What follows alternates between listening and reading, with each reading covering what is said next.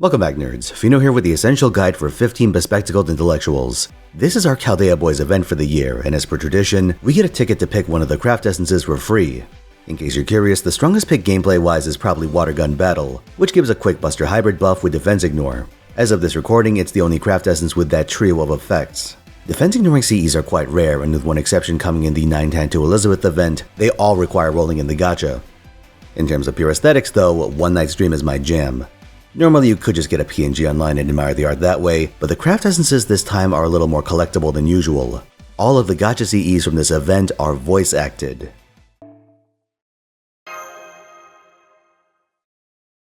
Yo, マンドリカルド。知ってっか？今肉まんが50円引きなんだってよ。今日バイト代入ったし、ジュースもつけておごってやるから、寄ってくよな。はいっす。寄りますっす。ありがたくいただきますっす。As for the event component, participation just requires clearing Fuyuki, though it reportedly references events in Lost Belts 4 and 5. So if you care about that, it might be time to do some reading. As a part of its theme, 15 Bespectacled Intellectuals adds a shitload of glasses-wearing costumes into the game, making it an indirect Miss Crane buff. One of her skills scales on the number of costume-owning servants on the front line, and having more servants with costumes improves her team-building options. If memory serves, you don't actually need the costumes themselves to benefit from this skill, but I thought it's worth mentioning. The costumes themselves pop up in the event shop as you progress, but event story progression also gets you unlocked tickets that let you get these glasses variants without spending any resources or QP. Fair warning though, you do need the servants in question to actually use the tickets. Also, these tickets expire later in the month, so don't sit on them.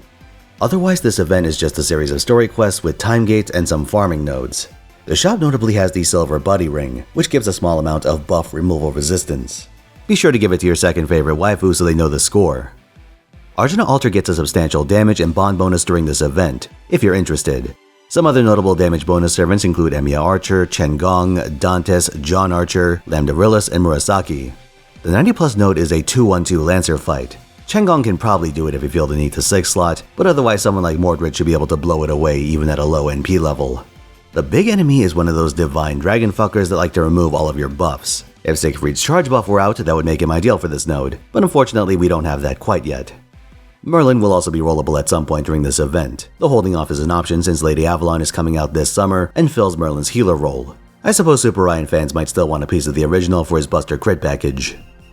The challenge quest pits you against 5 servants, each with a break bar and their own nasty package of mechanics. First off, every servant has an entry effect. Sigurd establishes the ground rules by applying a non-hit effect to every servant on both teams, including backliners. This will cause them to lose intellect whenever they hit with a normal attack. However, they gain intellect whenever they crit or use a damaging noble phantasm. Everyone gains damage resistance, but if they have intellect, they deal a tremendous amount of damage. If left alive, Sigurd will periodically give both teams intellect. Managing this effect is your key to success. The strategy I used, which does involve some card RNG, is to run an arts attacker but arrange my turn so that a crit goes out before the noble phantasm. If that crit lands, it'll activate intellect and massively boost the NP. The downside is that any brave chains are going to result in you losing intellect at the end of the turn, since extra cards can't crit and they do count against you, so you'll have to rinse and repeat this process. Kintoki will give accelerated charge to anyone with intellect, and William Tell guts the crit resistance of anyone who doesn't have intellect. And his own team, if they crit without intellect, will give you 10 stars. On break, each enemy targets one of your servants and gives them a double-edged set of effects. William Tell increases quick and decreases buster performance. Kintoki turns them into a berserker. If they weren't already a berserker, their NP gain is gutted. But if they were already a Zerk, they get a permanent buster buff instead. In my run, I used Chen Gong's taunt on himself to redirect these effects onto him. Gaining berserker class interactions is quite useful in a multi-class fight like this. Sigurd gives star generation. If he doesn't target one of these Sigurd-related servants like Brynn himself or Siegfried, they have a chance to stun themselves every time they hit. A fate worse than death. They become Okiteji Soji. You do get 1 stack of debuff immunity, which buys you a crumb of time. On entry, Anderson and Jekyll will give themselves intellect stacks. While he's alive, Anderson will purge multiple buffs from anyone who doesn't have intellect on both sides. And Jekyll...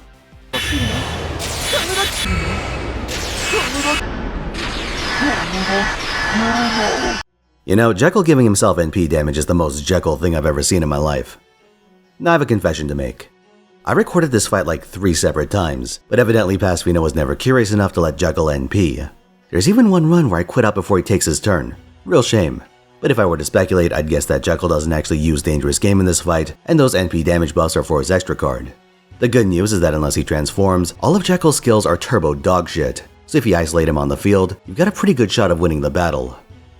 On break, Jekyll applies an effect that reduces the attack and increases the defense of a good aligned servant. Conversely, it increases attack and reduces defense if they're evil. He also makes them swap back and forth between the two alignments every turn. Anderson's break effect increases one of your servant's arts performance, but also gives them a chance to fall asleep when they attack. This drawback can really kill your run if you aren't prepared, so consider equipping the Mirror of Eight Leaves command code onto your main attacker and putting it on one of their buster cards. In the end, my run came down to Jekyll and Castoria fist fighting in the library, but a win's a win. I'll take it.